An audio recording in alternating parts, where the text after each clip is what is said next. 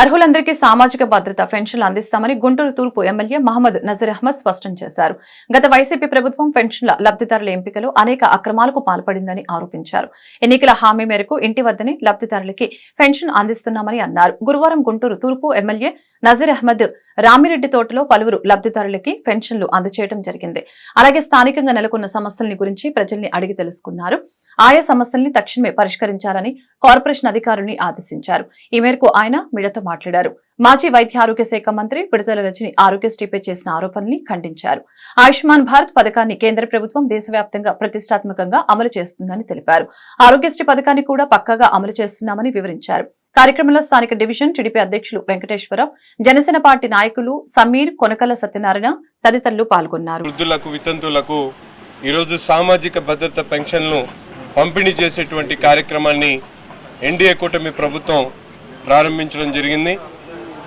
ఈరోజు పేదల ముఖాల్లో ఒక సంతోషాన్ని, పండగ వాతావరణాన్ని చూస్తూ ఉన్నాం.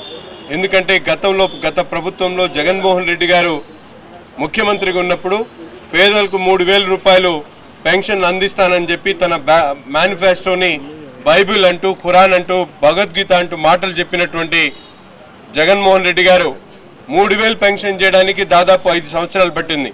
చెప్పినటువంటి మాట ప్రకారం చంద్రబాబు నాయుడు గారి నాయకత్వంలో ఈరోజు రాష్ట్రంలో ఉన్నటువంటి 65 లక్షల మంది సామాజిక పెన్షన్ హోల్డర్లందరికీ కూడా 4,000 రూపాయల పెన్షన్ అందించడం జరుగుతూ ఉంది. గతంలో అనేక సాకులు చెప్తూ నిబంధనల పేరుతో అర్హులైనటువంటి వాళ్ళందరూ కూడా పెన్షన్లు తీసేసేటువంటి పరిస్థితులు మనందరం కూడా చూసాం. కానీ రాబోయేటువంటి 2-3 నెలల కాలంలో ఎవరైతే అర్హత కలిగి పేదవారు, ముఖ్యంగా వికలాంగులు, వితంతువులు, వృద్ధులు వాళ్ళందరూ కూడా సామాజిక భద్రత పెన్షన్లను అందించేటువంటి కార్యక్రమాన్ని ఈ ప్రభుత్వం తీసుకొని ముందుకు సాగుతూ ఉంది.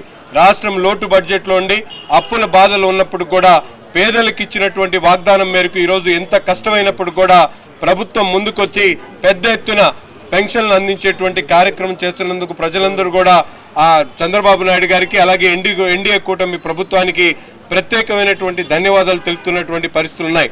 అంతేకాకుండా ఈరోజు ప్రతిపక్ష హోదా లేనటువంటి జగన్మోహన్ రెడ్డి గారి సైన్యం మాట్లాడుతూ ఉంటే చాలా హాస్యాస్పదంగా ఉంది. ఎందుకంటే ఓట్ ఆన్ అకౌంట్ బడ్జెట్ పెట్టి ఈరోజు పేదలకు రావాల్సినటువంటి సంక్షేమ కార్యక్రమాలు, చెప్పినటువంటి కార్యక్రమాల్ని ఒక్కొక్కటి చేసుకుంటూ ముందుకు సాగుతూ ఉంటే వాళ్ళు ఈరోజు ఓర్చుకోలేనటువంటి జగన్మోహన్ రెడ్డి సైన్యం ఈరోజు కొంటి సాకులు మాట్లాడుతూ ఇష్టం వచ్చినట్టు మాట్లాడుతూ ఉన్నారు. ఆయుష్మాన్ భారత్ అనేది ఒక సెంట్రల్ ప్రాజెక్టు. దానికి సంబంధించి ఆయుష్మాన్ భారత్ 5 లక్షల వరకు ఎవరైతే పేదలకు ఉచిత వైద్యం అందాల్సినటువంటి పరిస్థితి ఉందో అటువంటి వారికి అందించేటువంటి కార్యక్రమం. ఆరోగ్యశ్రీ స్కీమ్ ఏదైతే ఉందో దాంట్లో కొన్ని స్పెసిఫిక్